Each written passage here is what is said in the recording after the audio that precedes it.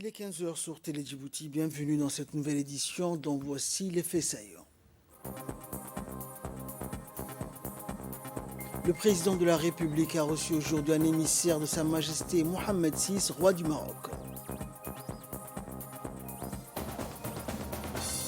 Et dans l'actualité internationale, le président sud-africain Cyril Ramaphosa exhorte à agir face à la crise climatique.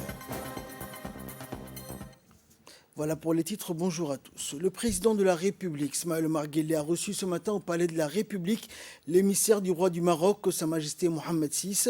L'émissaire marocain Mohamed El Mahdi Ben Saïda a remis au président de la République, Ismaël Omar Guelleh, un message écrit de la part du roi du Maroc, Sa Majesté Mohamed VI. Les discussions entre le chef de l'État et l'émissaire marocain ont essentiellement porté sur les voies et moyens de renforcer davantage les relations d'amitié et de coopération entre les deux pays et les deux peuples. Les entretiens ont ensuite été étendus à l'instauration de nouveaux partenariats dans différents secteurs, notamment portuaires, économiques, l'enseignement supérieur et la recherche scientifique. L'émissaire marocain était à la tête d'une forte délégation composée de plusieurs hauts responsables. Côté djiboutien, le ministre de l'enseignement supérieur et de la recherche, Dr Nabil Mohamed Ahmed, le secrétaire général de la présidence, Mohamed Abdullahi, et le directeur du département arabe au ministère des Affaires étrangères, Mohamed Douali, ont pris part à cette audience. Et à l'issue de sa rencontre avec le chef de l'État, l'émissaire marocain s'est exprimé au micro de nos reporters. On l'écoute. Et honoré aujourd'hui de remettre une lettre royale de Sa Majesté le roi Mohamed VI, que Dieu l'assiste, à son Excellence Monsieur le Président de la République du Djibouti. Un message spécial entre Sa Majesté et le Président de la République. Bien sûr, ça a été aussi l'occasion l'amitié, et plus que l'amitié, la fraternité qui lie nos peuples d'abord et nos pays, et bien sûr les différents domaines de coopération que nous connaissons. En ma qualité de ministre de la Jeunesse, de la Culture et de la Communication, bien sûr, j'ai rappelé que nous étions prêts à davantage travailler ensemble avec nos homologues ici à Djibouti pour améliorer cette coopération. Et bien évidemment, sur tous les autres domaines, le gouvernement du Royaume du Maroc est prêt pour renforcer cette coopération existante. Alhamdoulilah, nos peuples se connaissent, ont une histoire en commun. Les étudiants ici viennent au Maroc, et puis le Maroc connaît aussi ce beau pays. Et le ministre de l'Enseignement supérieur et de la Recherche, Dr Nabil Mohamed Ahmed, s'est également exprimé à l'issue de l'entretien que l'émissaire marocain a eu avec le chef de l'État.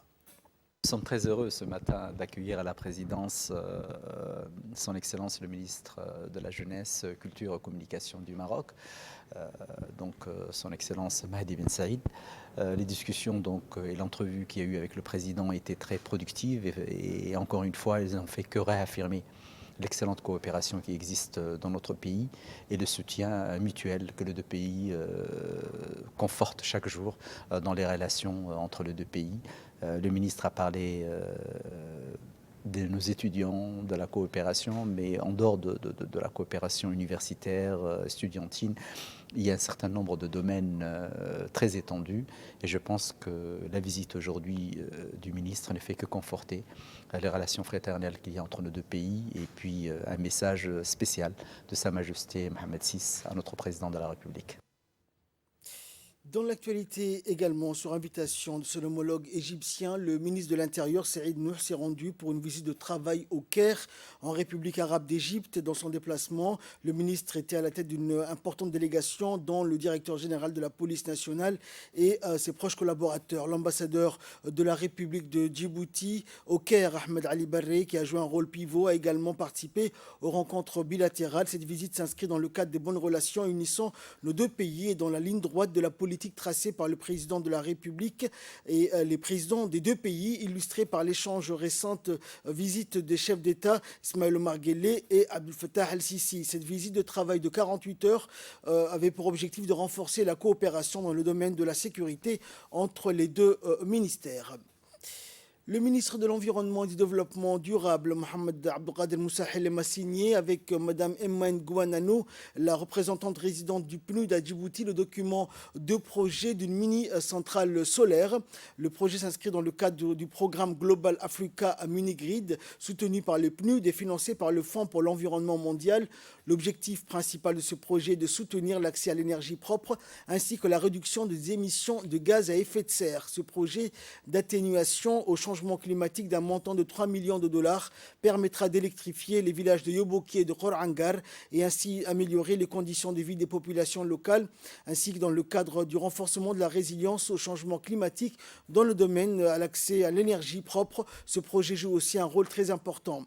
Et après avoir signé ce document, le ministre de l'Environnement et du Développement durable a mis l'accent sur l'importance de ce projet en précisant que le lancement va avoir le jour très prochainement. Il a aussi remercié la représentante du PNUD pour son appui concernant ce projet d'une centrale mini-solaire. 3 millions point 2 de dollars de dons du Fonds pour l'environnement mondial, mais avec l'ensemble des cofinancements, la contribution du PNUD et du gouvernement, c'est un projet qui monte avec un volume beaucoup plus important. Donc nous sommes fiers de ce partenariat avec votre département, Monsieur le ministre, sous votre leadership, qui nous permet donc d'accéder à ces financements pour aider le pays à renforcer sa résilience au changement climatique, notamment dans le domaine de l'accès à l'énergie propre, mais également dans les questions de biodiversité et de dégradation des terres et autres. Donc ce projet fait partie d'un grand programme africain de mini-grid et va toucher un certain nombre de deux grandes régions essentiellement à Djibouti. Et nous sommes heureux d'acter en ce jour, après la COP, cet événement qui matérialise la signature officielle de ce projet. Je sais que nous aurons le temps et l'occasion de travailler avec toutes les parties prenantes pour sa mise en œuvre. Je vous propose à présent de suivre l'intervention du ministre de l'Environnement et du Développement durable. Vous savez, Djibouti est signature d'accord de Paris pour réduire son émission de gaz à effet de serre. Et ces projets vont apporter des solutions pérennes pour notre population. Le mini-grid ou le projet d'électrification rurale que nous signons aujourd'hui de 3 200 000 dollars est bénéfique d'abord pour nos populations rurales qui se trouvent dans des contrées un peu lointaines de la connexion d'électricité. Donc nous espérons avec votre appui que d'autres projets de cette envergure vont voir le jour très bientôt. Et nous nous réjouissons du partenariat que nous avons avec les PNUD. Nous vous en félicitons. Nous félicitons toute l'équipe qui ont travaillé sur ces projets. Donc, nous restons à vos côtés, à apporter tous les moyens techniques que notre équipe peut mettre en œuvre avec le PNUD. Sport à présent, portons à présent un regard passionné sur cette Coupe du Monde qui nous réserve bien des surprises, une passion qui réunit toute la population mondiale, à commencer par Djibouti, donc qui ont les yeux rivés vers le Qatar. Nous sommes aujourd'hui donc à la 3e journée de la Coupe du Monde qui se déroule pour la première fois dans un pays arabe. Depuis le début de cette Coupe, 4 matchs donc où se sont déroulés, un match d'ouverture qui a opposé le pays hôte, le Qatar, à l'Équateur. Et dans la journée d'hier, les Lions de la Teranga, le Sénégal, sans Sadio Mané, a perdu contre la Hollande sur un score de 2-0. Les Anglais d'Harry Keane ont infligé une défaite sanglante aux Iraniens sur un score de 6-2. Les Iraniens ont marqué donc à la deuxième mi-temps sur penalty à la dernière minute. Et dans la soirée, les Américains ont dominé le Pays de Galles dans les jeux, mais le match s'est soldé par un score de parité, donc un but partout. Et les Saoudiens donc ont fait également la première surprise de la Coupe du Monde au Qatar 2022 en battant l'Argentine de Léo Messi, sextuple Ballon d'Or sur un score de 2-1. Et hier soir, une rencontre très attendue a eu lieu entre l'équipe de France et la formation australienne, un match qui se soldait sur un score de 4-1 en faveur du coq français. Dans l'actualité, toujours, la délégation du département de la Charente-Maritime en mission à Djibouti depuis le 21 novembre dernier était en déplacement dans la ville historique d'Obok. Et à sa descente du bateau, donc, qui les a menés vers cette ville, la mission a été accueillie par le préfet Abdelmalik Mohamed Banouita et le président du conseil régional Mohamed Hamad Ismail. Aussitôt, la délégation a effectué une visite de courtoisie à la résidence du préfet. L'étape suivante fut le bâtiment du conseil régional d'Obok, devant lequel un accueil chaleureux, couplé de danses folkloriques, attendait la délégation charentaise. Un gâteau à l'honneur de Madame Sylvie Marsili a été coupé et des échanges de remises de cadeaux donc ont également eu lieu. Et dans la salle de conférence du Conseil régional, la délégation et les invités ont pu assister et apprécier la présentation sur PowerPoint des activités de la collectivité territoriale d'Obok présentée par le secrétaire général du Conseil régional. Au cours des interventions, le préfet Abdel Malik s'est réjoui du choix de la ville d'Obok pour la visite de cette auguste délégation française et a tenu à encourager le partenariat entre le Conseil régional et le département de la Charente-Maritime. Et quant au président du Conseil régional, ce dernier a rappelé que cette visite faisait suite à celle effectuée par tous les présidents des régions à La Rochelle en novembre dernier et qu'elle sera l'occasion de signature de conventions d'entente entre les 5 régions du pays et le département français. Madame Marsili a tenu à remercier de son côté les autorités de la région pour l'accueil chaleureux et fraternel. Elle a rappelé que sa visite et sa venue avaient pour objectif la rencontre des autorités régionales et élus locaux, la visite du chef-lieu et la découverte de la mise en œuvre du programme ADIL. À l'issue de cette rencontre, une photo de famille a été prise en bas du conseil et la délégation a fait route vers Tadjoura.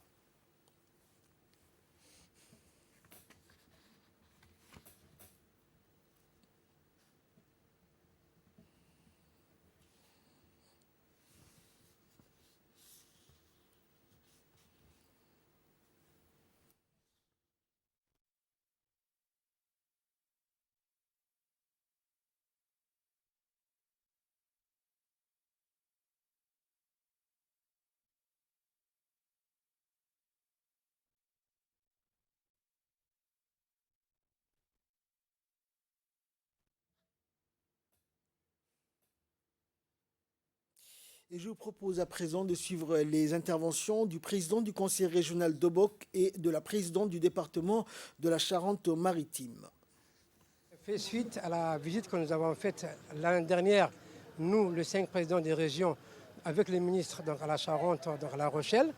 Donc, Madame la Présidente et son équipe sont venus à Obok pour voir un peu ce que nous faisons sur le terrain concrètement. Obok aussi, comme on le sait, c'est une ville de l'histoire. C'est une ville qui a une grande part dans l'histoire de la relation entre la France et Djibouti. À ce titre-là, la délégation a pu visiter et apprécier les monuments de Léonce Lagarde. Elles ont également vu le cimetière marin. Et on a également profité, les préfets et moi, pour leur parler des potentialités de la région de Obok. Et nous avons vu ensemble l'utilité de développer le thermalisme à Obok. Donc il y a de l'eau chaude ici. Mais également, nous avons parlé de beaucoup de projets comme la pêche et d'autres projets qu'on pourrait faire. Donc la délégation est satisfaite de leur visite. Et surtout, nous nous réjouissons de l'intérêt qu'elles ont eu pour la présentation qu'on a faite et surtout des engagements qui ont été pris pour nous accompagner, que ce soit au niveau du développement du thermalisme, mais également au niveau de l'appui qu'ils pourront nous apporter pour la restauration, on va dire, de l'immeuble Léonce Lagarde, dont on voudra faire un musée national. Et donc on a également parlé de beaucoup de choses. Je suis ravie d'être ici, dans la région d'Obok, en compagnie de Monsieur le Président et de Monsieur le Préfet. Merci Madame à vous d'être également parmi nous. C'est une visite très intéressante basée sur la coopération, l'entraide, mais c'est aussi une visite émouvante puisque nous arrivons ici sur cette terre qui est un petit peu charentaise, maritime aussi, de belles visites patrimoniales, un champ de perspectives de coopération très grand. Donc voilà, entre la France et la région d'Obok, mais aussi de Djibouti, eh bien, je pense que nous allons plus loin, notamment en matière d'expertise avec le programme ADIL et Expertise France, mais aussi en termes d'amitié et de coopération humaine. Il est l'heure à présent de retrouver l'appel à la prière d'Al-Asr. Restez avec nous. La suite du journal, c'est dans quelques instants.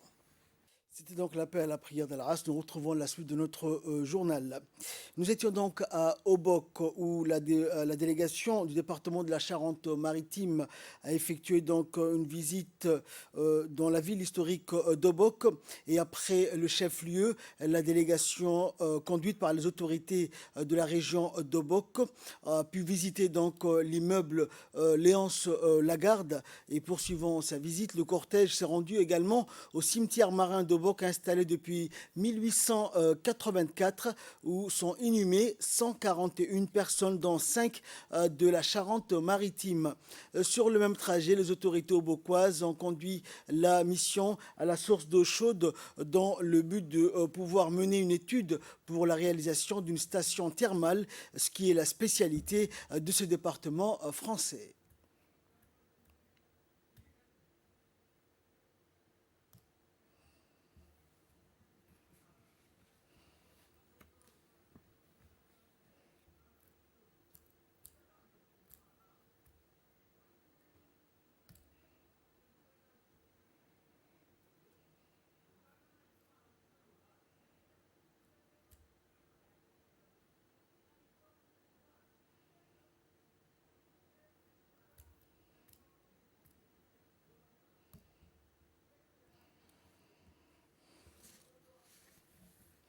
Nous restons dans le nord du pays, direction Tadjoura cette fois-ci, dans le cadre de son plaidoyer pour la protection des droits des enfants.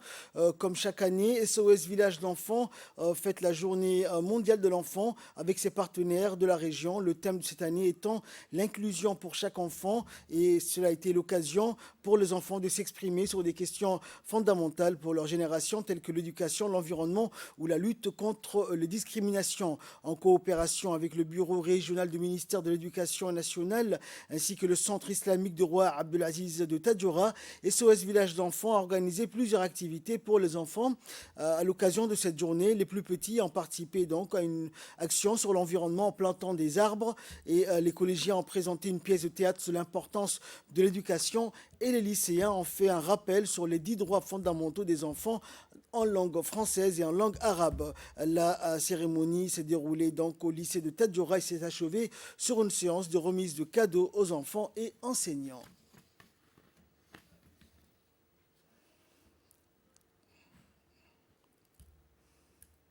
L'importance pour nous adultes et qui est très porteuse de messages.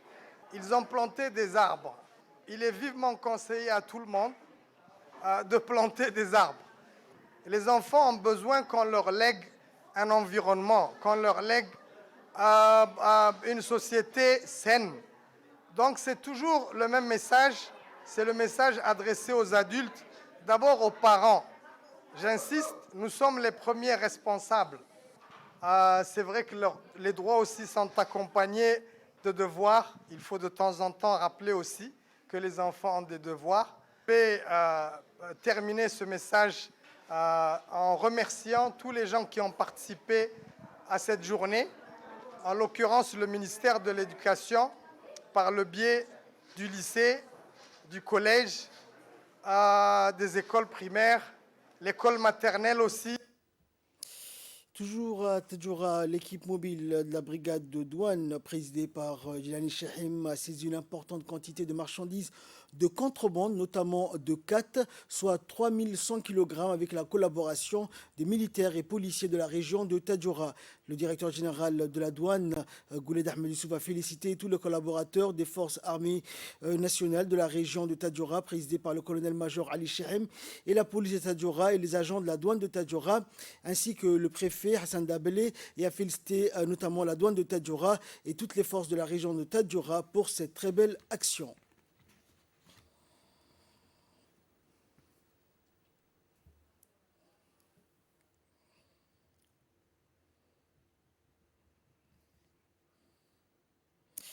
Opération similaire également, cette fois-ci dans la région d'Ali Sabié, lutte contre la contrebande sous toutes ses formes. La brigade de la douane d'Ali Sabié, en collaboration avec le détachement de la police nationale, a permis de saisir une importante marchandise de contrebande en provenance de l'Éthiopie. Il s'agit donc de 2500 kg de khat de contrebande. Ces interceptions des marchandises illégales introduites sur le territoire national s'inscrivent dans le cadre des actions de lutte menées contre la contrebande sous toutes ses formes. Les policiers et les douaniers qui ont collaboré à la réussite de cette opération ont incinéré par la suite sur place l'intégralité de la marchandise saisie. Selon la procédure standard, cette quantité a été détruite sur place en présence du chef de la brigade de la douane d'Ali Sabié, Mohamed Moumin Hassan. En nouvelles du monde à présent, à Londres, le président sud-africain exhorte à agir face à la crise climatique.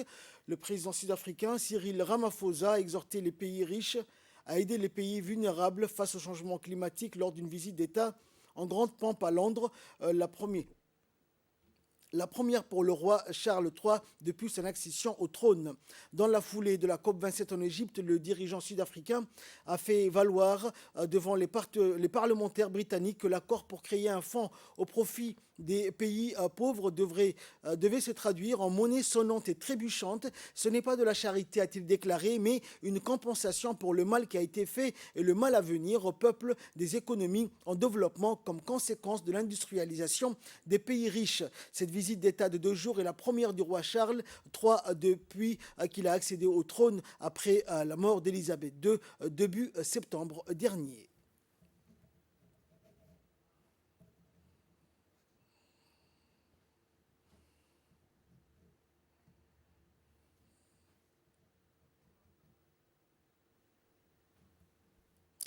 C'est la fin de cette édition. Merci à vous de nous avoir suivis. Excellent après-midi sur Télé Djibouti.